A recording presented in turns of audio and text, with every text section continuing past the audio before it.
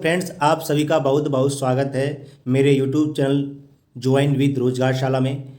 आज की वीडियो में मैं आपके लिए जो हमारी घटना चक्र की पॉलिटी की सीरीज चल रही है उसी सीरीज को आगे बढ़ा रहा हूं और आज का टॉपिक है राष्ट्रीय प्रतीक। आज की वीडियो को स्टार्ट करने से पहले मैं आपसे एक रिक्वेस्ट करना चाहूँगा, अगर आपने मेरे यूट्यूब चैनल ज्वाइन विद रोजगारशाला को सब्सक्राइब नहीं किया है तो प्लीज़ इसे सब्सक्राइब कर लीजिए और अगर वीडियो पसंद आती है तो लाइक भी कर सकते हैं और कमेंट भी कर सकते हैं। स्टार्ट करते हैं वीडियो को। इसमें सबसे पहले कुछ रिवीजन नोट्स दिया गया है टॉपिक से संबंधित, सबसे पहले उसको देखेंगे।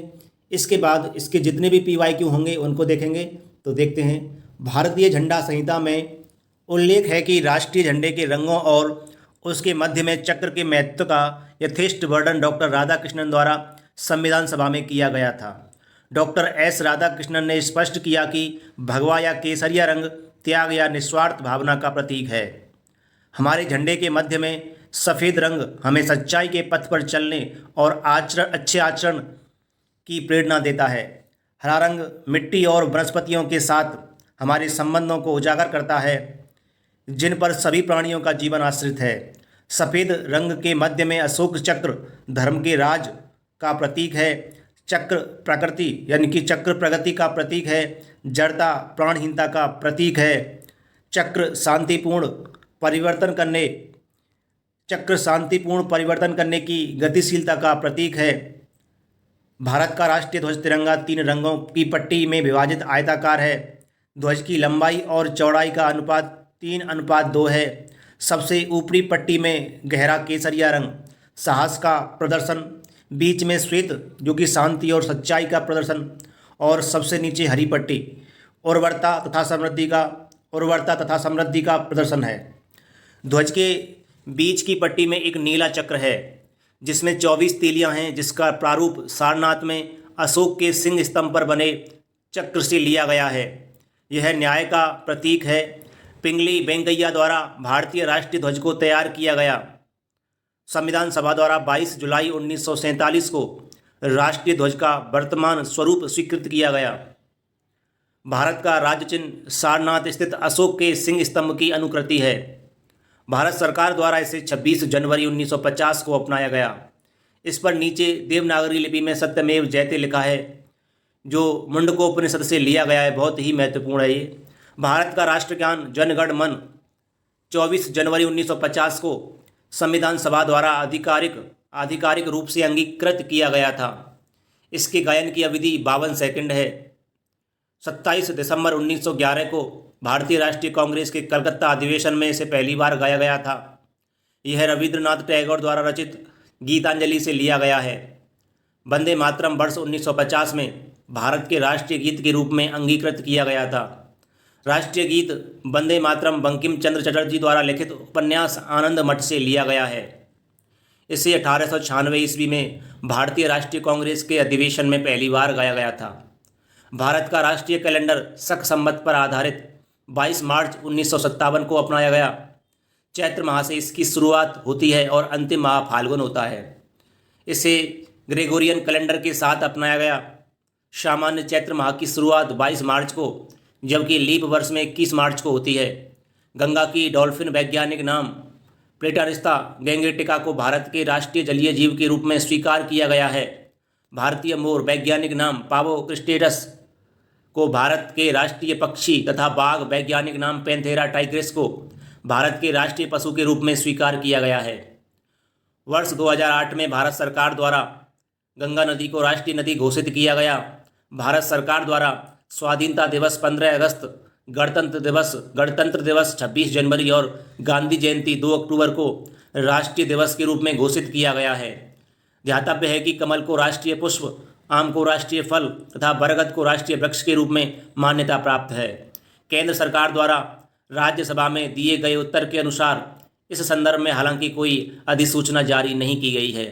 दोस्तों, जो राष्ट्रीय प्रतीक का रिवीजन नोट्स था उसको मैंने आपके लिए कंप्लीट करा दिया है। अब इसी टॉपिक से संबंधित हम PYQ देखते हैं। दोस्तों, अगर आपको मेरी यह वीडियो पसंद आ रही है तो प्लीज़ आप मेरे यूट्यूब चैनल ज्वाइन विद रोजगारशाला को सब्सक्राइब कर लीजिए और वीडियो को लाइक भी कर सकते हैं और कमेंट भी कर सकते हैं।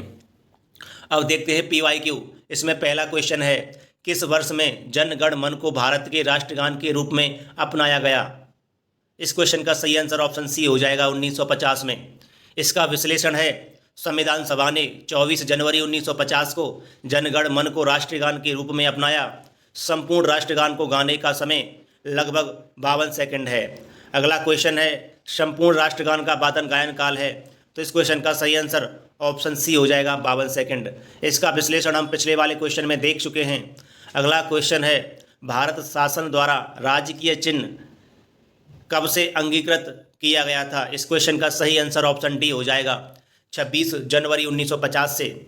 इसका विश्लेषण है, भारत शासन द्वारा राजकीय चिन्ह को 26 जनवरी 1950 को अंगीकृत किया गया था। यह सारनाथ वाराणसी स्थित अशोक के सिंह स्तंभ के शीर्ष की अनुकृति है। अगला क्वेश्चन है, भारत की संविधान सभा ने राष्ट्रीय ध्वज को सर्वप्रथम कब स्वीकार किया? तो इस क्वेश्चन का सही आंसर ऑप्शन ए हो जाएगा, यानी कि 22 जुलाई 1947 को। इसलिए विकल्प ए सही है। इस क्वेश्चन का विश्लेषण देखते हैं। भारत की संविधान सभा ने अपने चौथे अधिवेशन 14 जुलाई 1947 से 31 जुलाई 1947 तक में 22 जुलाई 1947 को भारत का राष्ट्रीय ध्वज स्वीकार किया। राष्ट्रीय ध्वज के बीच चक्र में 24 तिलियां हैं तथा राष्ट्रीय ध्वज की लंबाई चौड़ाई का अनुपात 3:2 है। अगला क्वेश्चन है, निम्नलिखित कथनों पर विचार कीजिए। तो इसमें पहला कथन है, भारत की संविधान सभा ने राष्ट्रीय ध्वज का प्रारूप 22 जुलाई 1947 को अपनाया। दूसरा कथन है, राष्ट्रीय ध्वज के बीच चक्र में 21 तीलियां हैं। और तीसरा कथन है, राष्ट्रीय ध्वज की चौड़ाई लंबाई का अनुपात 3:2 है। अगर मैं इसके सही उत्तर की बात करता हूं तो सही उत्तर इसका विकल्प बी हो जाएगा। इसमें कथन केवल एक सही है और दोनों कथन गलत हैं। अगला क्वेश्चन देखते हैं, भारत की संविधान सभा ने निम्नलिखित में से किस तिथि को राष्ट्रीय ध्वज को अपनाया? तो इस क्वेश्चन का सही आंसर ऑप्शन सी हो जाएगा 22 जुलाई 1947। अगला क्वेश्चन है, भारतीय राष्ट्रीय ध्वज के प्रारूप को किस दिन स्वीकार किया गया था? इस क्वेश्चन का सही आंसर ऑप्शन बी हो जाएगा 22 जुलाई 1947। अगला क्वेश्चन है, भारत का राष्ट्रीय पशु है, तो इस क्वेश्चन का सही आंसर ऑप्शन सी हो जाएगा बाघ। इसका विश्लेषण देख लेते हैं। भारत का राष्ट्रीय पशु बाघ पैंथेरा टाइग्रिस है। देश में बाघों की घटती संख्या को देखते हुए अप्रैल 1973 में बाघ परियोजना शुरू की गई थी। अगला क्वेश्चन है, भारत का राष्ट्रीय पुष्प कौन सा है? तो इस क्वेश्चन का सही आंसर ऑप्शन बी हो जाएगा कमल। इसका विश्लेषण है, भारत का राष्ट्रीय पुष्प कमल है, जो भारतीय संस्कृति का प्रतीक है। इसका वैज्ञानिक नाम नेलम्बो न्यूसीफेरा है। अगला क्वेश्चन है, भारत का राष्ट्रीय पक्षी कौन है? इस क्वेश्चन का सही आंसर ऑप्शन सी हो जाएगा मोर। इसका विश्लेषण देख लेते हैं। भारत का राष्ट्रीय पक्षी मोर, वैज्ञानिक नाम पावो क्रिस्टेटस। ध्यातव्य है कि भारत का राष्ट्रीय वृक्ष बरगद, राष्ट्रीय पुष्प कमल, राष्ट्रीय फल आम तथा राष्ट्रीय बाग सत्यमेव जयते है, जो सारनाथ वाराणसी स्थित अशोक स्तंभ से लिया गया है। अगला क्वेश्चन है, भारतीय राष्ट्रीय ध्वज में चक्र किसका प्रतीक है? भारतीय राष्ट्रीय ध्वज में चक्र किसका प्रतीक है? तो इस क्वेश्चन का सही आंसर ऑप्शन बी हो जाएगा न्याय का। इसका विश्लेषण देख लेते हैं। भारतीय राष्ट्रीय ध्वज में सफ़ेद पट्टी के बीच में नीले रंग का चक्र है, जिसका प्रारूप सारनाथ में अशोक के सिंह स्तंभ पर बने चक्र से लिया गया है। इसमें 24 तीलियां यानी कि आरे हैं। यह न्याय का प्रतीक है।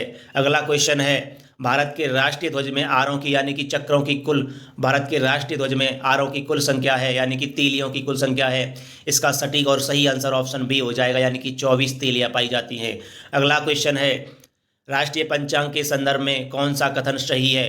पहला कथन है इसमें, भारतीय राष्ट्रीय पंचांग विक्रम संवत पर आधारित है। और दूसरा कथन है, राष्ट्रीय पंचांग को 26 जनवरी 1950 से अपनाया गया है।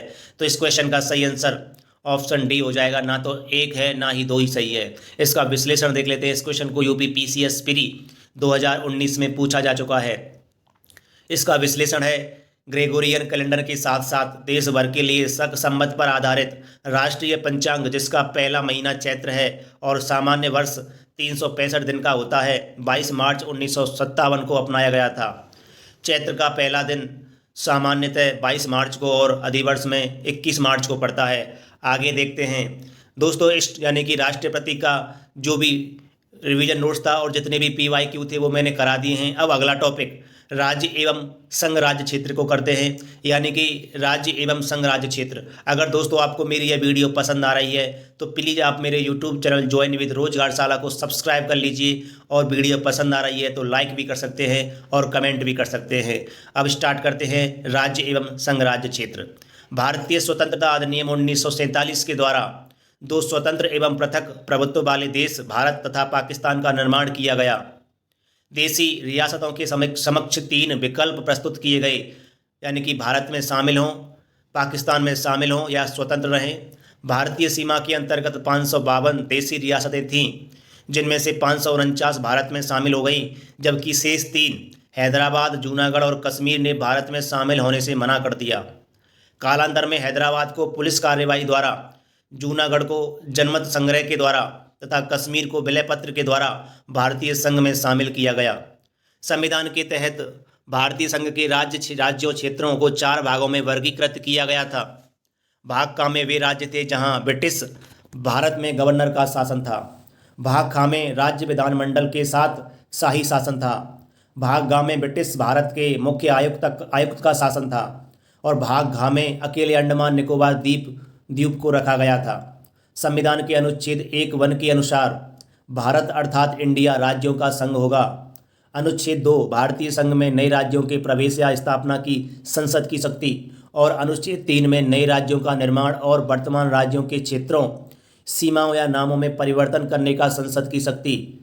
संसद साधारण बहुमत से नए राज्यों का निर्माण कर सकती है।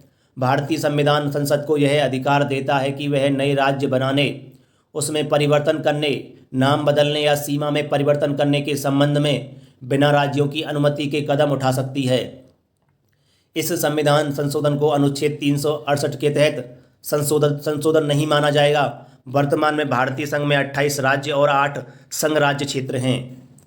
संसद संविधान में संशोधन करके किसी भारतीय भूभाग को किसी अन्य देश को सौंप सकती है। जून 1948 में भारत सरकार ने एस के धर की अध्यक्षता में भाषाई प्रांत आयोग की नियुक्ति की। इस आयोग ने अपनी रिपोर्ट दिसंबर 1948 में पेश की। आयोग ने राज्यों का पुनर्गठन भाषाई आधार की बजाय, यानी कि आयोग ने राज्यों का पुनर्गठन भाषाई आधार की बजाय प्रशासनिक सुविधा के अनुसार किए जाने की सिफारिश की। दिसंबर 1948 में कांग्रेस द्वारा एस के धर कमीशन की अनुशंसाओं का अध्ययन करने हेतु जेवीपी समिति का गठन किया। इसमें जवाहरलाल नेहरू, वल्लभ भाई पटेल और पट्टाभी सीतारमैया शामिल थे। अप्रैल 1949 में प्रस्तुत अपनी रिपोर्ट में इस समिति ने औपचारिक रूप से अस्वीकार किया कि राज्यों के पुनर्गठन का आधार भाषा होनी चाहिए। हालांकि पोट्टी श्री रामुलु की 56 दिनों की भूख हड़ताल के बाद मृत्यु के कारण अक्टूबर 1953 में भारत सरकार को भाषा के आधार पर आंध्र प्रदेश राज्य का गठन करना पड़ा। आंध्र प्रदेश भाषा के आधार पर गठित होने वाला देश का पहला राज्य है। बहुत ही महत्वपूर्ण लाइन, आंध्र प्रदेश भाषा के आधार पर गठित होने वाला पहला राज्य है। स्वतंत्रता के पश्चात फजल अली की अध्यक्षता में एक राज्य पुनर्गठन आयोग का गठन वर्ष 1953 में हुआ। इस आयोग के 2 अन्य सदस्य थे, के.एम. पणिक्कर एवं H.N. कुंजरू। इसी आयोग की कुछ अनुशंसाओं को राज्य पुनर्गठन अधिनियम 1956 में लागू किया गया, यानी कि कुछ नए राज्यों का गठन और उनका गठन वर्ष दिया गया है। देखते हैं। नंबर पहला इसमें आंध्र प्रदेश को 1 अक्टूबर 1953 में गठित किया गया था। अगला है गुजरात को 1 मई 1960 को गठित किया गया। अगला है नागालैंड, इसको 1 दिसंबर 1963 में गठित किया गया। अगला है हरियाणा को 1 नवंबर 1966 को गठित किया गया। और हिमाचल प्रदेश, इसको 25 जनवरी 1971 को गठित किया गया। अगला है मेघालय, इसको 21 जनवरी 1972 को गठित किया गया। अगला है मणिपुर, इसको 21 जनवरी 1972 को गठित किया गया। अगला है त्रिपुरा, इसको 21 जनवरी 1972 को गठित किया गया। अगला है सिक्किम, इसको 26 मई 1975 को गठित किया गया। अगला है मिजोरम, इसको 20 फरवरी 1987 को गठित किया गया। अगला है अरुणाचल प्रदेश, इसको 20 फरवरी 1987 को गठित किया गया। अगला है गोवा, इसको 30 मई 1987 को गठित किया गया। अगला है छत्तीसगढ़, इसको 1 नवंबर 2000 को गठित किया गया। अगला है उत्तराखंड, इसको 9 नवंबर 2000 को गठित किया गया। और अगला है झारखंड, इसको 15 नवंबर 2000 को गठित किया गया, 15 नवंबर 2000 को झारखंड को गठित किया गया। और अगला है तेलंगाना, यानी कि 2 जून 2014 को इसको गठित किया गया। दोस्तों, इस टॉपिक से संबंधित जितना भी रिवीजन नोट्स था वो मैंने आपके लिए करा दिया है। अब इस टॉपिक के PYQ देखते हैं। इसमें पहला क्वेश्चन है, संविधान में हमारे राष्ट्र का उल्लेख किन नाम राज्यों से किया गया है? इस क्वेश्चन का सही आंसर ऑप्शन ए हो जाएगा, विकल्प ए, भारत तथा इंडिया। इसका विश्लेषण है, संविधान में हमारे राष्ट्र का उल्लेख 2 नामों भारत तथा इंडिया के रूप में किया गया है। अनुच्छेद 1.1 में उल्लेख करता है, अनुच्छेद 1.1 उल्लेख करता है कि भारत अर्थात इंडिया राज्यों का संघ होगा, यानी कि India that is Bharat shall be A union of states. आगे देखते हैं दोस्तों, अगर आपको मेरी यह वीडियो पसंद आ रही है तो प्लीज़ आप मेरे यूट्यूब चैनल ज्वाइन विद रोजगारशाला को सब्सक्राइब कर सकते हैं, और वीडियो पसंद आ रही है तो लाइक भी कर सकते हैं और कमेंट भी कर सकते हैं। अगला क्वेश्चन है, संविधान के प्रथम अनुच्छेद के अनुसार भारत है, तो इस क्वेश्चन का सही आंसर यानी कि सही विकल्प डी हो जाएगा, राज्यों का यूनियन। इसका विश्लेषण देख लेते हैं। संविधान के अनुच्छेद 1 में निर्धारित किया गया है कि भारत अर्थात इंडिया राज्यों का संघ यानी कि यूनियन होगा। भारत के राज्य क्षेत्र में नंबर 1 राज्यों के राज्य क्षेत्र, नंबर 2 संघ राज्य क्षेत्र और 3 ऐसे अन्य राज्य क्षेत्र जो अर्जित किए जाएं समाविष्ट होंगे। राज्यों तथा संघ राज्य क्षेत्रों के नाम तथा प्रत्येक के अंतर्गत आने वाले राज्य क्षेत्रों का वर्णन संविधान की प्रथम अनुसूची में किया गया है। अगला क्वेश्चन है, भारत के निम्नांकित में से किस प्रावधान के अंतर्गत भारतीय संसद को नया राज्य बनाने का अधिकार है? तो इस क्वेश्चन का सही आंसर विकल्प सी हो जाएगा, यानी कि अनुच्छेद 3। इसका विश्लेषण देख लेते हैं।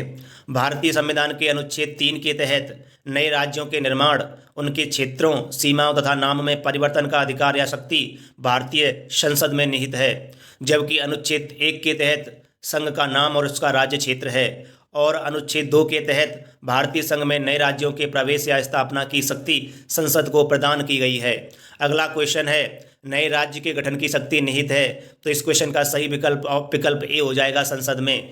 इस क्वेश्चन का विश्लेषण हम पिछले वाले क्वेश्चन में बड़े अच्छी तरीके से देख चुके हैं। अगला क्वेश्चन है, भारत के संविधान के अंतर्गत निम्नलिखित में से किसको राज्यों की सीमाओं को परिवर्तित करने की शक्ति प्राप्त है?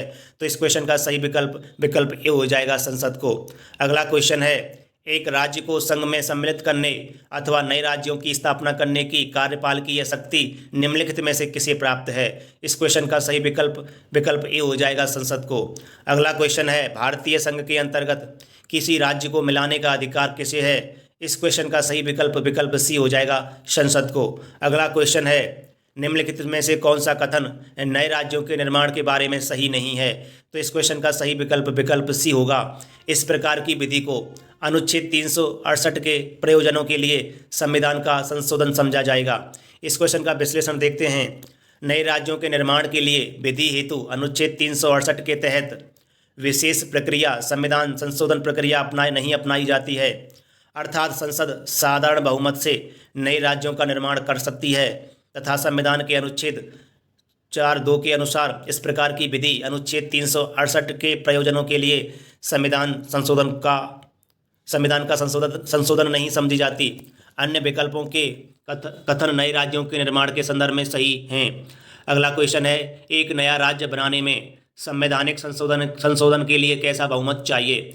इस क्वेश्चन का सही विकल्प ए हो जाएगा, यानी कि साधारण बहुमत। अगला क्वेश्चन है, भारत में एक नया राज्य सृजित करने वाले विधेयक को पारित होना चाहिए, यानी कि पारित होना अनिवार्य है। इसका सही आंसर ऑप्शन बी हो जाएगा, यानी कि विकल्प बी, संसद में साधारण बहुमत द्वारा।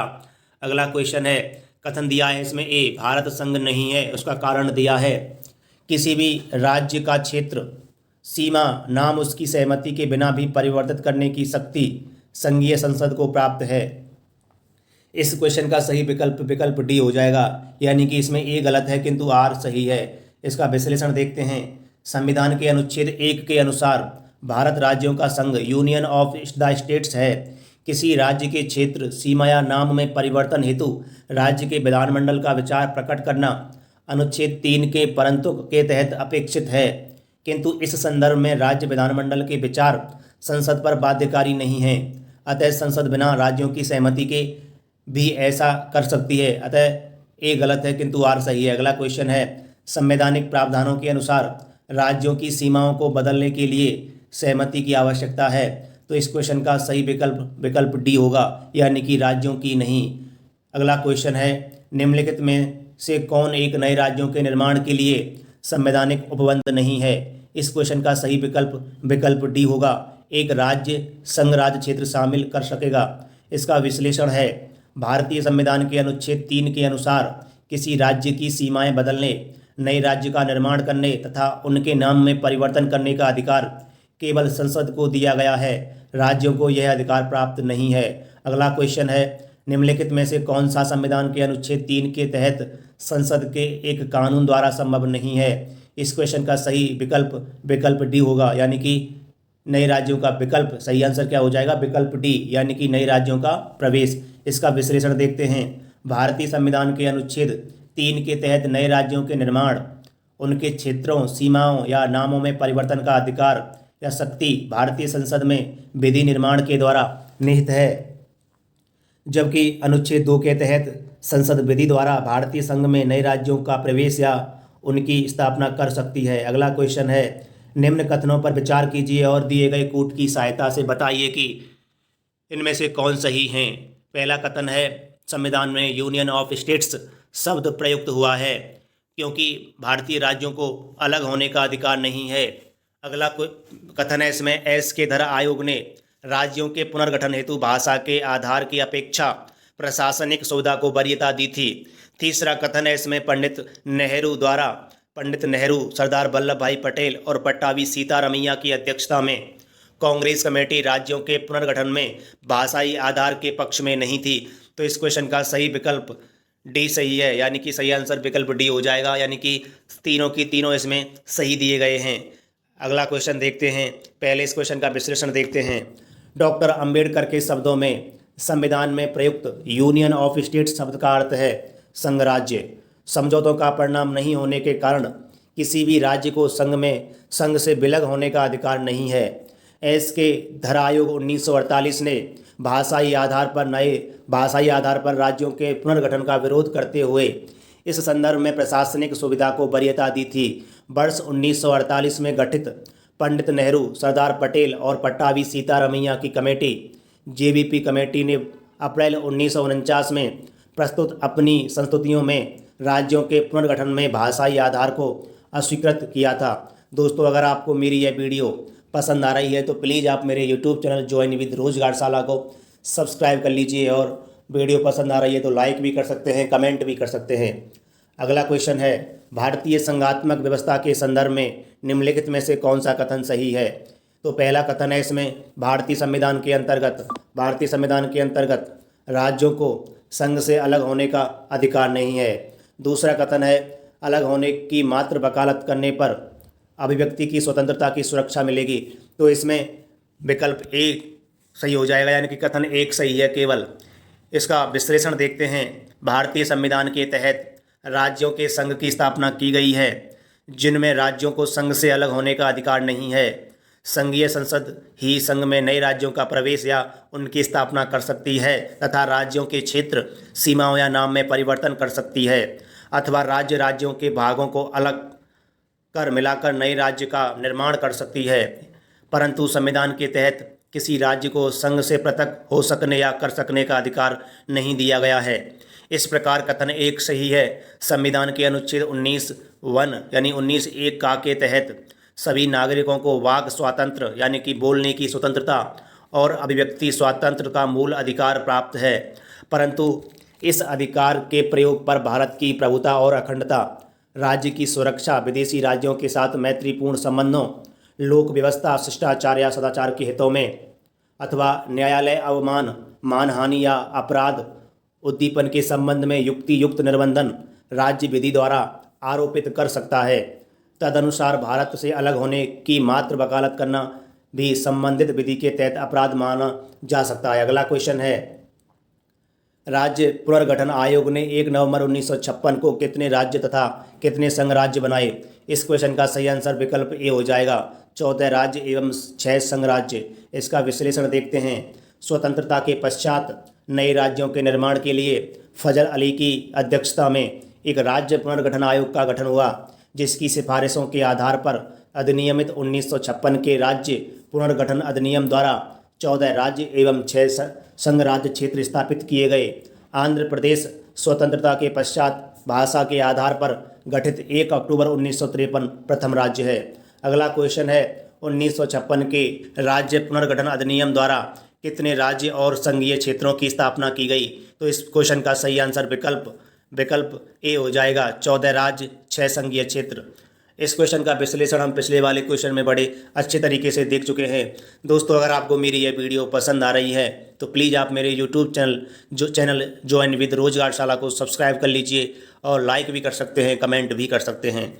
अगला क्वेश्चन है भारत में कितने राज्य एवं संघीय प्रदेश हैं? तो इस क्वेश्चन का अगर वर्तमान दृष्टि से देखा जाए, अगर वर्तमान में देखा जाए तो इसमें से कोई सा भी विकल्प सही नहीं है, क्योंकि वर्तमान में भारत में 28 राज्य और 8 केंद्र शासित प्रदेश हैं। तो इस क्वेश्चन का विश्लेषण देखते हैं। प्रश्नकाल के दौरान संविधान की प्रथम अनुसूची के अनुसार भारत में 28 राज्य एवं 7 संघ राज्य क्षेत्र थे। 2 जून 2014 को तेलंगाना राज्य के गठन के पश्चात भारत में कुल 29 राज्य एवं 7 संघ राज्य क्षेत्र हो गए। पुनः जम्मू एवं कश्मीर तथा लद्दाख को संघ राज्य क्षेत्र घोषित किए जाने के उपरांत कुल 28 राज्य एवं 9 संघ राज्य क्षेत्र हो गए और तत्पश्चात दादरा और नागर हवेली तथा दमन और दीव के एकीकरण के पश्चात संघ राज्य क्षेत्रों की संख्या 26 जनवरी 2020 से 8 हो गई है। अतः वर्तमान में भारत में 28 राज्य एवं 8 संघ राज्य क्षेत्र हैं। अगला क्वेश्चन है तेलंगाना राज्य बन जाने के बाद भारत के राज्यों की संख्या होगी? तो इस क्वेश्चन का सही आंसर विकल्प बी हो जाएगा, 28 राज्य। आगे देखते हैं। इस क्वेश्चन का विश्लेषण है 2 जून 2014 को तेलंगाना राज्य के गठन के बाद भारत में राज्यों की संख्या 29 हो गई थी, लेकिन जम्मू और कश्मीर राज्य के 2 संघ राज्य क्षेत्रों में विभाजन के उपरांत राज्यों की संख्या 28 तथा दादरा और नागर हवेली तथा दमन और दीव के विलय के बाद संघ राज्य क्षेत्रों की संख्या 8 हो गई है। अगला क्वेश्चन है भारत में कितने संघ शासित प्रदेश हैं? तो इस क्वेश्चन का सही विकल्प यानी कि सही आंसर विकल्प सी हो जाएगा, 8 राज्य हैं। संघ शासित प्रदेश कितने हैं? 8। अगला क्वेश्चन है निम्नलिखित में से कौन संघ राज्य क्षेत्र नहीं है? तो इस क्वेश्चन का सही आंसर विकल्प सी हो जाएगा, गोवा। इसका विश्लेषण है भारत के संविधान की पहली अनुसूची में राज्यों एवं संघ राज्य क्षेत्रों का उल्लेख है। इस अनुसूची में गोवा राज्यों के अंतर्गत, जबकि शेष विकल्प संघ राज्य क्षेत्रों के अंतर्गत सम्मिलित हैं। अगला क्वेश्चन है किस राज्य की राजधानी का नाम स्वतंत्रता प्राप्ति के बाद अभी तक नहीं बदला गया है? तो इस क्वेश्चन का पहले विश्लेषण देखते हैं, उसके बाद सही सटीक आंसर तक पहुंच पाएंगे। इसमें दिया गया है स्वतंत्रता प्राप्ति के बाद आंध्र प्रदेश की राजधानी हैदराबाद का नाम अभी तक नहीं बदला गया था। 2 जून 2014 को तेलंगाना राज्य के निर्माण के बाद अगले 10 वर्षों से अनधिक अवधि तक हैदराबाद के आंध्र प्रदेश और तेलंगाना की संयुक्त राजधानी बने रहने का प्रावधान आंध्र प्रदेश पुनर्गठन अधिनियम 2014 के तहत किया गया था तथा इस अवधि के बाद आंध्र प्रदेश की नई राजधानी होनी थी। वर्ष 2020 में आंध्र प्रदेश विधान सभा द्वारा पारित अधिनियम के तहत यहाँ 3 राजधानियाँ, अमरावती विधायी राजधानी है, विशाखापत्तनम कार्यकारी राजधानी है और कुर्नूल न्यायिक राजधानी का प्रावधान किया गया था। परंतु नवंबर 2021 में राज्य सरकार द्वारा की गई घोषणा के अनुसार अभी अमरावती ही आंध्र प्रदेश की एकल राजधानी होगी। तमिलनाडु की राजधानी मद्रास का अद्यतन नाम चेन्नई, पश्चिम बंगाल की राजधानी कलकत्ता का अद्यतन नाम कोलकाता एवं केरल की राजधानी त्रिवेंद्रम का अद्यतन नाम तिरुवनंतपुरम हो गया है। अगला क्वेश्चन है नई दिल्ली यानी कि दिल्ली है। दिल्ली क्या है? दिल्ली सही आंसर इसका विकल्प बी होगा, एक केंद्र शासित प्रदेश है। इसका विश्लेषण है संविधान की प्रथम अनुसूची के अनुसार दिल्ली एक संघ राज्य क्षेत्र या केंद्र शासित प्रदेश है। अगला क्वेश्चन है किस संविधान संशोधन द्वारा दिल्ली को राष्ट्रीय राजधानी का दर्जा दिया गया है? बहुत ही महत्वपूर्ण क्वेश्चन। इसका सही आंसर विकल्प बी हो जाएगा, 69वां संविधान संशोधन। इसका विश्लेषण देख लेते हैं। 69वें संविधान संशोधन अधिनियम 1991 के द्वारा देश की राजधानी दिल्ली को संघराज्य क्षेत्र की श्रेणी में कायम रखते हुए इसके लिए एक विधानसभा और मंत्रिपरिषद का उपबंध किया गया। साथ ही संविधान के अनुच्छेद 239 का के तहत संघ राज्य क्षेत्र दिल्ली को राष्ट्रीय राजधानी क्षेत्र एनसीआर का दर्जा दिया गया। अगला क्वेश्चन है, भारत के संविधान के अनुच्छेद 240 के अंतर्गत कुछ संघ राज्य क्षेत्रों के लिए विनिमय बनाने की राष्ट्रपति की शक्ति के संदर्भ में निम्न में से कौन सा युग्म सही सुमेलित नहीं है। इस क्वेश्चन का सही विकल्प यानी कि सही आंसर विकल्प डी हो जाएगा, 240 का या घा पुडुचेरी। इसका विश्लेषण देखते हैं हम। प्रश्नकाल के दौरान यह स्थिति थी कि भारतीय संविधान के अनुच्छेद 240 कुछ संघ राज्य क्षेत्रों के लिए विनिमय बनाने की राष्ट्रपति की शक्ति के अनुसार राष्ट्रपति 240 का के अंतर्गत अंडमान और निकोबार द्वीप, 240 का खा के अंतर्गत लक्षद्वीप और 240 एक घा के तहत दादरा और नागर हवेली, 240 एक घा के तहत दमन और दीव और 240 एक अणा के तहत पुडुचेरी संघ राज्य क्षेत्र की शांति, प्रगति और सुशासन के लिए विनिमय बना सकेगा। प्रश्नगत विकल्प डी में अनुच्छेद 240 एक घा पुडुचेरी दिया गया है, जो गलत है। वर्तमान में दादरा और नागर हवेली तथा दमन और दीव संघ राज्य क्षेत्रों का विलय अधिनियम 2019 के द्वारा अनुच्छेद 240 एक घा के तहत दादरा और नागर हवेली तथा दमन और दीव को स्थापित किया गया है, जबकि अनुच्छेद 240 एक घा को विलोपित कर दिया गया है। आगे देखते हैं अगला क्वेश्चन, निम्नलिखित कथनों में से कौन सा एक कथन गलत है। तो इस क्वेश्चन का सही आंसर विकल्प डी हो जाएगा, दादरा और नागर हवेली वर्ष 1954 तक फ्रांसीसी औपनिवेशिक शासन कॉलोनियल रूल के अंतर्गत थे। इस क्वेश्चन का विश्लेषण है, दादरा और नागर हवेली वर्ष 1954 तक पुर्तगाली शासन के अधीन थे, न कि फ्रांसीसी। अंतर्राष्ट्रीय न्यायालय के भारत के पक्ष में निर्णय के पश्चात दादरा और नागर हवेली को भारत में मिला लिया गया था। प्रश्नगत अन्य तीनों कथन सही हैं। अगला क्वेश्चन है, सिक्किम भारत का एक राज्य बनाया गया था। इसका सही आंसर विकल्प सी हो जाएगा, 35वें संशोधन के अंतर्गत। इसका विश्लेषण है, 35वें संशोधन 1974 के द्वारा यानी कि 1974 के द्वारा सिक्किम को भारत में संयुक्त राज्य एसोसिएट स्टेट के रूप में शामिल किया गया था। 36वें संविधान संशोधन 1975 द्वारा सिक्किम को 22वां राज्य पूर्ण राज्य का दर्जा प्रदान किया गया। अगला प्रश्न है, निम्नलिखित संविधान संशोधनों में से किसके द्वारा सिक्किम को विधिवत भारत संघ के एक पूर्ण राज्य के रूप में सम्मिलित किया गया था। इस क्वेश्चन का सही विकल्प सी हो जाएगा, 36वें संविधान संशोधन के द्वारा। अगला क्वेश्चन है, बिहार को काटकर एक पृथक वनांचल राज्य का बनना संभव है। इस क्वेश्चन का सही विकल्प डी है, इनमें से कोई नहीं। अब इसका विश्लेषण देख लेते हैं। राज्यों का निर्माण करने का अधिकार अनुच्छेद 3 के अनुसार संघीय संसद का है, अतः बिहार को काटकर पृथक वनांचल राज्य का बनना संसद के प्रावधानों द्वारा ही संभव है, अतः अभीष्ट उत्तर विकल्प डी होगा। दोस्तों, अगर आपको मेरी यह वीडियो पसंद आ रही है तो प्लीज़ आप मेरे यूट्यूब चैनल ज्वाइन विद रोजगारशाला को सब्सक्राइब कर लीजिए और लाइक भी कर सकते हैं, कमेंट भी कर सकते हैं। देखते हैं अगला क्वेश्चन। अगले क्वेश्चन में दिया गया है, निम्नलिखित राज्यों के गठन पर विचार कीजिए तथा इन्हें कालानुक्रम में व्यवस्थित कीजिए। पहला है गोवा, दूसरा है तेलंगाना, तीसरा है झारखंड, चौथा है हरियाणा। तो अगर मैं सही विकल्प की बात करूं तो विकल्प इसमें बी सही हो जाएगा, यानी कि सबसे पहले चौथे को, यानी कि हरियाणा को सबसे पहले, उसके बाद गोवा को और उसके बाद झारखंड को और उसके बाद तेलंगाना को। यानी कि इसका विश्लेषण देखते हैं। गोवा को 30 मई 1987 को गठन किया गया था। तेलंगाना का गठन 2 जून 2014 को, झारखंड का 15 नवंबर 2000 को और हरियाणा का 1 नवंबर 1966 को। अगला क्वेश्चन है, निम्नलिखित भारतीय राज्यों का उनके निर्माण के अनुसार कालानुक्रम बनाएं तथा अंत में दिए गए कूट का प्रयोग करते हुए सही उत्तर का चयन कीजिए। तो इस क्वेश्चन का सही विकल्प बी हो जाएगा। सबसे पहले सिक्किम, उसके बाद अरुणाचल प्रदेश, उसके बाद छत्तीसगढ़ और उसके बाद झारखंड।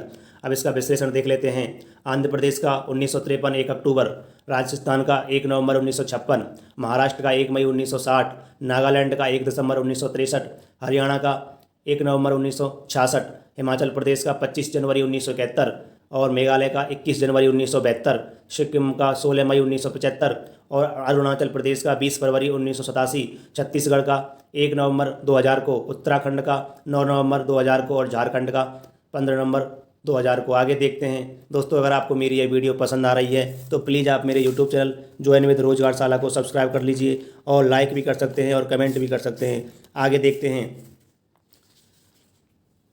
नीचे दिए गए राज्यों को भारत संघ के संपूर्ण राज्य का दर्जा प्राप्त है।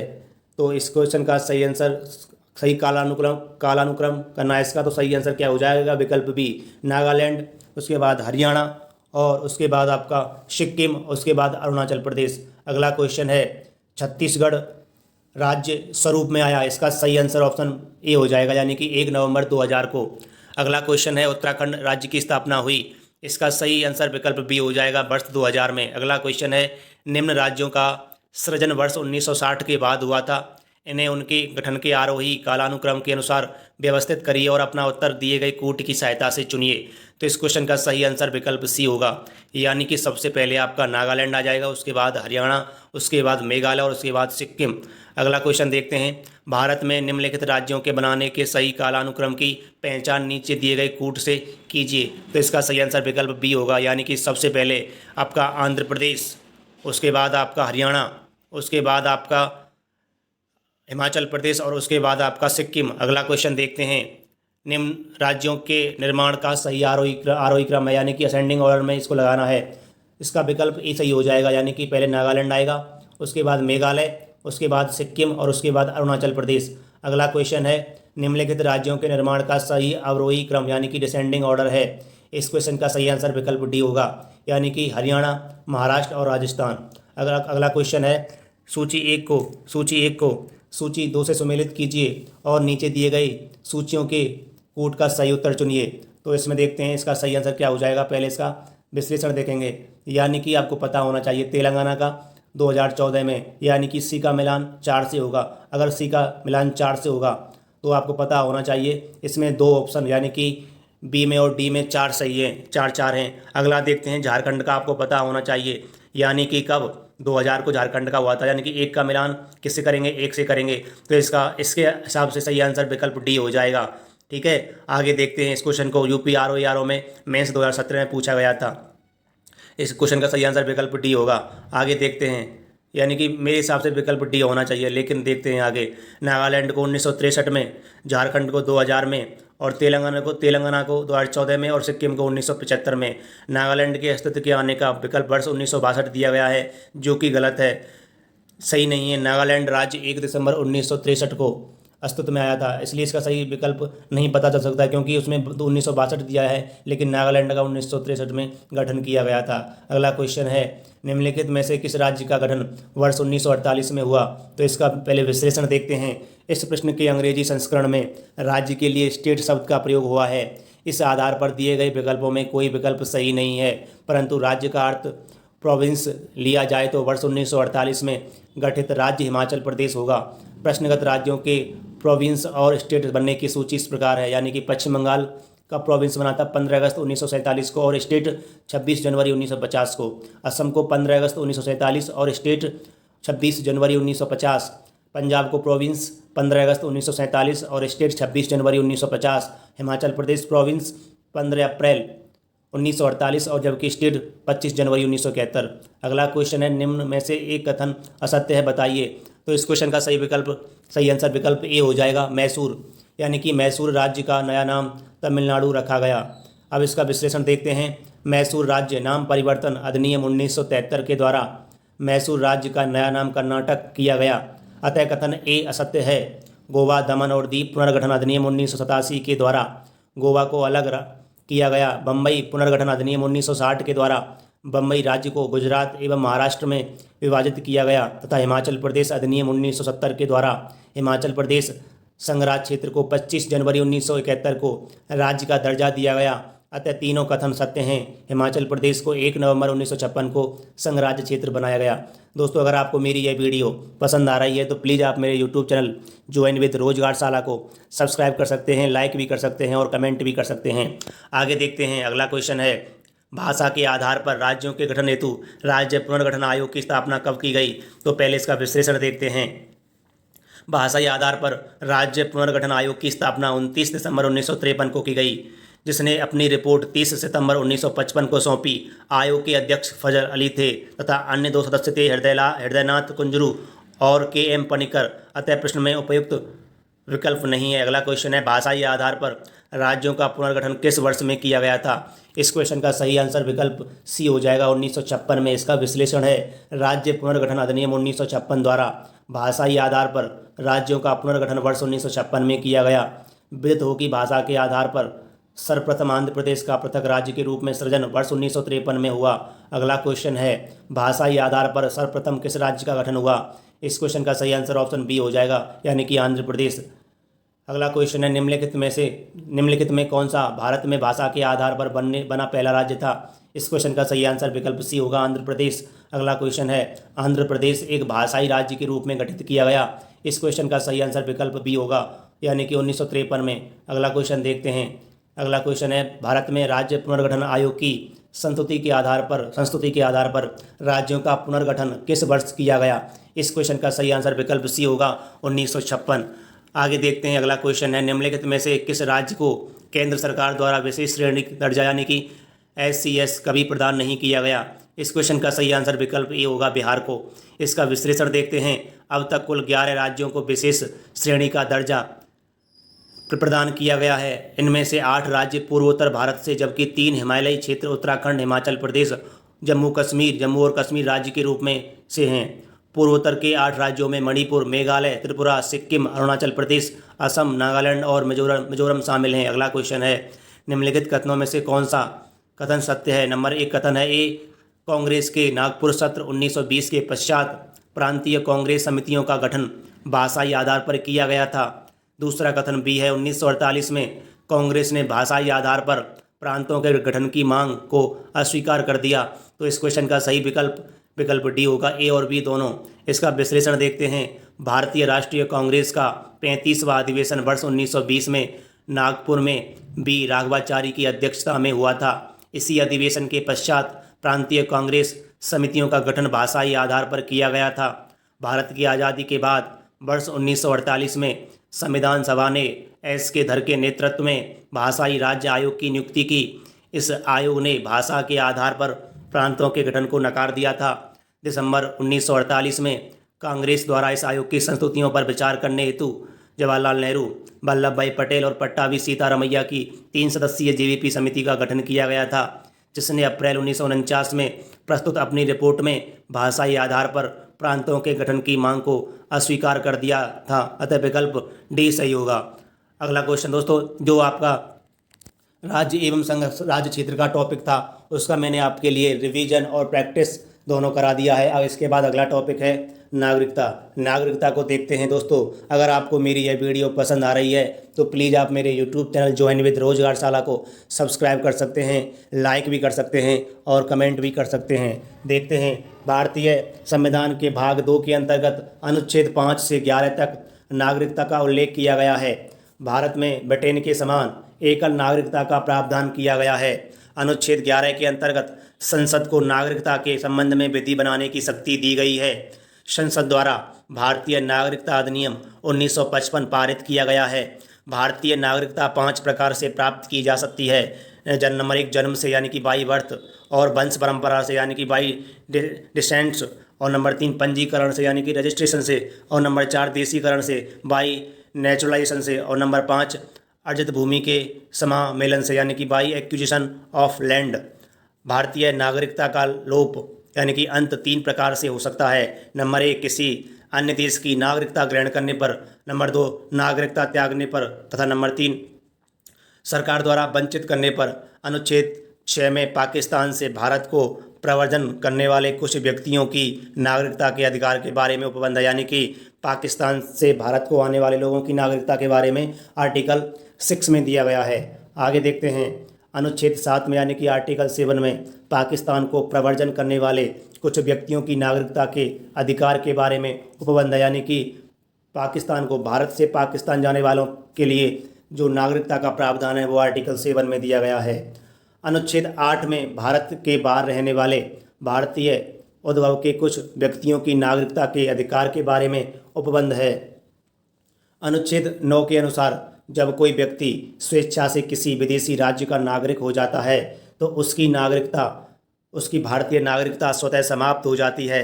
प्रवासी के रूप में रहने वाले विदेशी व्यक्ति के लिए विदेशी व्यक्ति के लिए देशीकरण के आधार पर नागरिकता प्राप्त करने के लिए 10 वर्षों तक निवास करना अनिवार्य है। नागरिकता अधिनियम 1955 की धारा 5(1)(a) के तहत पंजीकरण द्वारा भारतीय नागरिकता प्राप्त करने के लिए भारतीय मूल के व्यक्ति को भारत में 7 वर्ष बिताने होंगे। संसद नागरिकता के अर्जन हेतु शर्तों को नियत करने के लिए सक्षम है। वर्ष 2005 के नागरिकता संशोधन अधिनियम में अप्रवासी भारतीय नागरिक की संकल्पना की गई, जिसके अनुसार पाकिस्तान एवं बांग्लादेश के नागरिकों को छोड़कर सभी देशों के भारतीय मूल के नागरिकों को केंद्र सरकार को आवेदन पर अप्रवासी भारतीय नागरिक के रूप में पंजीकृत किया जा सकेगा। 10 जनवरी 2020 से नागरिकता संशोधन अधिनियम 2019 लागू हुआ। यह अधिनियम अफगानिस्तान, पाकिस्तान और बांग्लादेश के हिंदू, सिख, बौद्ध, जैन, पारसी और ईसाई धर्म के अवैध प्रवासियों को नागरिकता देने का प्रावधान करता है। इस अधिनियम द्वारा उन्हीं को नागरिकता देने का प्रावधान है जिन्होंने 31 दिसंबर 2014 को या उससे पहले भारत में प्रवेश किया। यह अधिनियम संविधान की 6ठी अनुसूची में शामिल असम, मेघालय, मिजोरम और त्रिपुरा के आदिवासी क्षेत्रों पर लागू नहीं होता। यह अधिनियम बंगाल ईस्टर्न फ्रंटियर रेगुलेशन 1873 के तहत अधिसूचित इनर लाइन में आने वाले क्षेत्रों में भी लागू नहीं होता है। देखते हैं दोस्तों, इसका रिवीजन नोट्स मैंने आपके लिए पूरा करा दिया है। अब इसके PYQ देखते हैं। दोस्तों, अगर आपको मेरी यह वीडियो पसंद आ रही है तो प्लीज़ आप मेरे YouTube चैनल ज्वाइन विद रोजगारशाला को सब्सक्राइब कर लीजिए, और वीडियो पसंद आ रही है तो लाइक भी कर सकते हैं और कमेंट भी कर सकते हैं। देखते हैं, पहला क्वेश्चन है, भारत के संविधान के किस भाग में हम नागरिकता से संबंधित प्रावधानों को पाते हैं? इस क्वेश्चन का सही विकल्प यानी कि सही आंसर विकल्प बी होगा, भाग 2 में। इसका विश्लेषण है, भारत के संविधान के भाग 2 के तहत अनुच्छेद 5 से 11 तक नागरिकता से संबंधित प्रावधान उल्लिखित हैं। अगला क्वेश्चन है, नागरिकता से संबंधित प्रावधान संविधान के किस भाग में हैं? तो इस क्वेश्चन का सही आंसर विकल्प सी हो जाएगा, भाग 2 में। अगला क्वेश्चन है, भारतीय संविधान के कौन से अनुच्छेद नागरिकता से संबंधित हैं? इस क्वेश्चन का सही आंसर विकल्प सी होगा, अनुच्छेद 5 से 11 तक। अगला क्वेश्चन है, भारतीय संविधान निम्न में से कौन सी नागरिकता प्रदान करता है? इस क्वेश्चन का सही आंसर विकल्प बी होगा, एकल नागरिकता। इसका विश्लेषण देखते हैं, भारतीय संविधान एकल नागरिकता प्रदान करता है। भारत के प्रत्येक नागरिक की केवल एकल नागरिकता है, अर्थात वह केवल भारत का नागरिक है। अमेरिका की भांति संघ एवं राज्यों की दोहरी नागरिकता भारत में प्रचलित नहीं है। अगला क्वेश्चन है, भारत में नागरिकता की निम्नलिखित विशेषताओं में कौन सही है? इसका सही आंसर विकल्प सी होगा, संपूर्ण भारत की एकल नागरिकता। इस क्वेश्चन को UPPCS प्री 2015 में पूछा जा चुका है। अगला क्वेश्चन है, भारतीय नागरिकता नहीं प्राप्त की जा सकती है। इसका सही आंसर विकल्प डी होगा, भारतीय बैंक में धन जमा करके। इसका विश्लेषण देखते हैं, भारतीय नागरिकता अधिनियम 1955 बाद में यथा संशोधित द्वारा भारतीय नागरिकता निम्नलिखित तरीकों से प्राप्त की जा सकती है। नंबर 1, जन्म के द्वारा। नंबर 2, रक्त संबंध या वंशक्रम के द्वारा। नंबर 3, रजिस्ट्रीकरण के द्वारा। और नंबर 4, देशीकरण के द्वारा। और नंबर 5, किसी भूभाग के भारत में सम्मेलन द्वारा। भारतीय बैंक में धन जमा करना एक वाणिज्यिक व्यवहार है, यह नागरिकता प्राप्त करने का अधिकार नहीं है।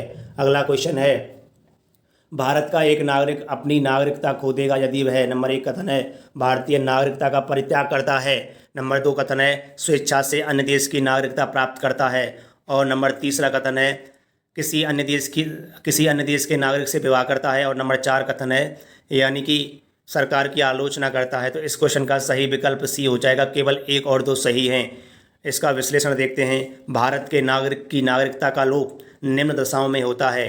नंबर 1, भारतीय नागरिकता का परित्याग करने की दशा में। नंबर 2, स्वेच्छा से अन्य देश की नागरिकता ग्रहण करने पर, जबकि सरकार की आलोचना करने तथा अन्य देश के नागरिक से विवाह करने के कारण किसी भारतीय नागरिक की नागरिकता का लोप नहीं होता। अगला क्वेश्चन है, भारत के संदर्भ में निम्नलिखित कथनों पर विचार कीजिए। तो पहला कथन है, भारत में केवल एक ही नागरिकता और एक ही अधिवास है। दूसरा कथन है, जो व्यक्ति जन्म से नागरिक हो केवल वही राष्ट्राध्यक्ष बन सकता है। और तीसरा कथन है, जिस विदेशी को एक बार नागरिकता दे दी गई किसी भी परिस्थिति में उसे इससे वंचित नहीं किया जा सकता। अब इसमें सही विकल्प की बात करें तो सही कथन इसमें केवल एक सही है, इसलिए आंसर विकल्प एक ए हो जाएगा। अगला क्वेश्चन देखते हैं, पहले इसका विश्लेषण देखते हैं। इसका विश्लेषण बहुत ही लंबा है दोस्तों। अगर आपको मेरी ये वीडियो पसंद आ रही है तो प्लीज़ आप मेरे यूट्यूब चैनल ज्वाइन विद रोजगारशाला को सब्सक्राइब कर सकते हैं, लाइक भी कर सकते हैं और कमेंट भी कर सकते हैं। देखते हैं, भारतीय संविधान एकल नागरिकता प्रदान करता है तथा विशेष रूप से अनुच्छेद 370 के प्रावधानों को हटाए जाने के पश्चात भारत में केवल एक ही नागरिकता और एक ही अधिवास डोमिसाइल है। यूएसए की भांति संघ और राज्यों की दोहरी नागरिकता, दो या दो से अधिक देशों की नागरिकता का प्रावधान भारत में नहीं है। संविधान के अनुच्छेद 9 के अनुसार विदेशी राज्य की नागरिकता स्वेच्छा से अर्जित करने वाले व्यक्ति भारत के नागरिक नहीं रह जाते। इस प्रकार कथन एक सही है। संविधान के अनुच्छेद 58(1) का के अनुसार कोई व्यक्ति भारत का राष्ट्रपति राष्ट्राध्यक्ष निर्वाचित होने का पात्र तभी होगा जब वह भारत का नागरिक हो। इस हेतु जन्म से नागरिक होना आवश्यक शर्त नहीं है। इस प्रकार कथन 2 सही नहीं है। नागरिकता अधिनियम 1955 की धारा 10 के तहत भारत की नागरिकता प्राप्त करने वाले विदेशी व्यक्ति को नागरिकता से वंचित किया जा सकता है यदि उसने रजिस्ट्रीकरण या देशीकरण का प्रमाण पत्र, कपट, मिथ्या व्यपदेशन या किसी तात्विक तथ्य को छिपाने के द्वारा अभिप्राप्त किया है, या यदि उसने भारत के संविधान के प्रति अभक्त या अप्रीतिपूर्ण अर्थ किया हो, या यदि उसने भारत के किसी युद्ध के दौरान शत्रु देश के साथ विधि विरुद्ध व्यापार या संचार किया हो, या यदि वह 7 वर्ष निरंतर भारत के बाहर साधारण निवासी रहा हो। इस प्रकार कथन 3 भी सही नहीं है। अगला क्वेश्चन है, नागरिकता संशोधन अधिनियम 2015 के अंतर्गत निम्नलिखित में से कौन भारतीय कार्ड धारक प्रवासी नागरिक के रूप में पंजीकृत होने के लिए योग्य नहीं है। इसका सही आंसर विकल्प सी हो जाएगा। वे भारतीय जो विभाजन के उपरांत पाकिस्तान प्रवासी हो गए। इसका विश्लेषण देखते हैं। नागरिकता संशोधन अधिनियम 2015 के अंतर्गत भारतीय कार्ड धारक प्रवासी नागरिक के रूप में पंजीकृत होने के लिए निम्नलिखित लोग योग्य हैं। नंबर 1, एक अवयस्क बच्चा जिसके माता पिता में से दोनों या कोई एक भारतीय नागरिक है। नंबर 2, भारतीय नागरिक की विदेशी मूल की पत्नी अथवा भारतीय कार्ड धारक विदेशी नागरिक की विदेशी मूल की पत्नी। तथा नंबर 3, एक व्यक्ति का परपोता या परपोती जो दूसरे देश का नागरिक है किंतु पितामह या पितामही, मातामह या मातामही संविधान लागू होने के समय अथवा बाद में किसी समय भारतीय नागरिक थे। नंबर 4, एक व्यक्ति का एक अवयस्क बच्चा कुछ शर्तों खंड का में उल्लेखित के साथ इसके अलावा पाकिस्तान, बांग्लादेश तथा अन्य देशों जैसे केंद्र सरकार निर्धारित करे के नागरिकों को इससे वंचित रखा गया है। अगला क्वेश्चन है, निम्नलिखित कथनों पर विचार कीजिए। पहला कथन है, नागालैंड, असम, मणिपुर, आंध्र प्रदेश, सिक्किम, मिजोरम, अरुणाचल प्रदेश तथा गोवा की प्रादेशिक मांगों को देखते हुए भारत के संविधान में अनुच्छेद 371 ए से लेकर 371 आई तक अंतर्विष्ट किए गए हैं।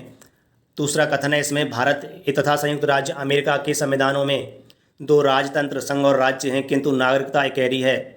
तीसरा कथन है, कोई व्यक्ति जो देशीकरण द्वारा भारत का नागरिक है कभी भी अपनी नागरिकता से वंचित नहीं किया जा सकता। अगर मैं इसके सही विकल्प की बात करूं तो इसका सही विकल्प डी होगा, यानी कि केवल एक कथन इसमें सही है। अगला इसका विश्लेषण है, यानी कि भारतीय संविधान के अनुच्छेद 371 ए से लेकर 371 आई में नागालैंड 371 ए, असम 371 बी, मणिपुर 371 सी, आंध्र प्रदेश या तेलंगाना 371 डी, सिक्किम 371 एफ, मिजोरम 371 जी, अरुणाचल प्रदेश 371 एच तथा गोवा 371 आई राज्यों के संबंध में विशेष उपबंध अंतर्विष्ट किए गए हैं। अतः कथन एक सत्य है।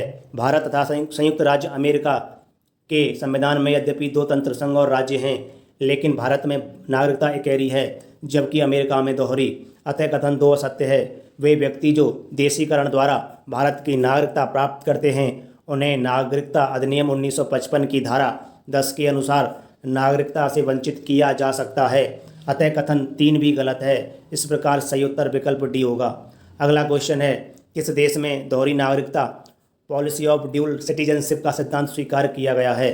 तो इस क्वेश्चन का सही आंसर विकल्प डी होगा, संयुक्त राज्य अमेरिका में। इसका विश्लेषण है, दोहरी नागरिकता का सिद्धांत संयुक्त राज्य अमेरिका में स्वीकार किया गया है वहाँ प्रत्येक नागरिक दोहरी नागरिकता प्राप्त करता है। प्रथम संयुक्त राज्य अमेरिका की और दूसरी उस राज्य की जहां वह निवास करता है। इसके विपरीत भारत में एकल नागरिकता की व्यवस्था की गई है।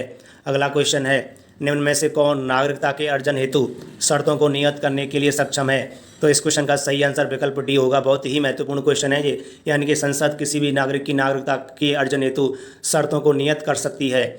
अगला क्वेश्चन है, इसका विश्लेषण देख लेते हैं। भारतीय संविधान के अनुच्छेद 11 में यह स्पष्ट किया गया है कि संसद को नागरिकता के संबंध में विधि बनाने की संपूर्ण शक्ति होगी। इस शक्ति के प्रयोग में संसद ने नागरिकता अधिनियम 1955 अधिनियमित किया है, जिसमें नागरिकता के अर्जन और समाप्ति के बारे में विस्तार से उपबंध किया गया है। नागरिकता अधिनियम 1955 की धारा 5(1)(a) के तहत पंजीकरण द्वारा भारतीय नागरिकता प्राप्त करने के लिए भारतीय मूल के व्यक्ति को भारत में 7 वर्ष बिताने होंगे। अगला क्वेश्चन, नागरिकता अधिनियम 1955 के अंतर्गत पंजीकरण द्वारा भारतीय नागरिकता प्राप्त करने के लिए भारतीय मूल के व्यक्ति को भारत में कितने वर्ष बिताने होंगे? तो इस क्वेश्चन का सही आंसर विकल्प सी होगा, यानी कि 7 वर्ष। इसका विश्लेषण हम पिछले वाले क्वेश्चन में बड़े अच्छे तरीके से देख चुके हैं। अगला क्वेश्चन है, निम्नलिखित में से भारत में नागरिकता निर्धारण का विशिष्ट अधिकार किसे प्राप्त है? तो इसका सही आंसर वैसे देखा जाए तो संसद को प्राप्त है, लेकिन विकल्प में संसद नहीं दिया गया है, तो इसका सही उत्तर नहीं प्राप्त किया जा सकता। इसका विश्लेषण देखते हैं। भारतीय संविधान के अनुच्छेद 11 के अनुसार भारत में नागरिकता के निर्धारण का विशिष्ट अधिकार संसद को प्राप्त है। प्रश्नगत विकल्पों में संसद का नाम नहीं है, अतः कोई भी विकल्प सही नहीं है। अगला क्वेश्चन है, नागरिकता संशोधन विधेयक 2019 संसद में कब पारित किया गया? इस क्वेश्चन का सही आंसर विकल्प बी हो जाएगा, 11 दिसंबर 2019 को। इसका विश्लेषण देखते हैं। नागरिकता संशोधन विधेयक 2019 लोकसभा में 9 दिसंबर 2019 को प्रस्तुत किया गया एवं उसी तिथि को लोकसभा से पारित किया गया। 11 दिसंबर 2019 को यह राज्यसभा द्वारा पारित किया गया। राष्ट्रपति ने इस विधेयक को 12 दिसंबर 2019 को मंजूरी प्रदान की और यह विधेयक अधिनियम बन गया। 10 जनवरी 2020 से नागरिकता संशोधन अधिनियम 2019 को लागू किया गया। अगला क्वेश्चन है, नागरिकता संशोधन कानून कब पारित हुआ? इस क्वेश्चन का सही आंसर विकल्प बी हो जाएगा, 11 दिसंबर 2019 को। दोस्तों, नागरिकता से संबंधित जितना भी रिवीजन नोट्स था और जितने भी PYQ थे वो मैंने आपके लिए कंप्लीट पूरा करा दिया है। अब अगली आने वाली वीडियो में मैं आपके लिए मूल अधिकार से संबंधित वीडियो लेके आऊँगा।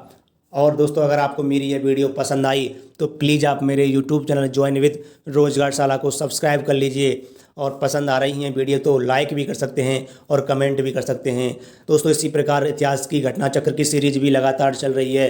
अगर आप घटना चक्र की इतिहास की सीरीज को देखना चाहते हैं तो आप मेरे YouTube चैनल में जाके प्लेलिस्ट में जाकर के देख सकते हैं। सभी वीडियो मैंने डाल रखी हैं, इतिहास की भी और पॉलिटी की भी लगातार चल रही है। इसी प्रकार की मैं आपके लिए घटना चक्र की जितनी भी सीरीज हैं उन सभी को आपके लिए लाता रहूँगा। प्लीज़ आप मेरे YouTube चैनल ज्वाइन विद रोजगारशाला को सब्सक्राइब कर लीजिए और लाइक भी कर लीजिए। मिलते हैं फिर एक अगली वीडियो में एक बेहतरीन कंटेंट और बेहतरीन क्वालिटी के साथ। तब तक के लिए दोस्तों, जय हिंद, जय भारत।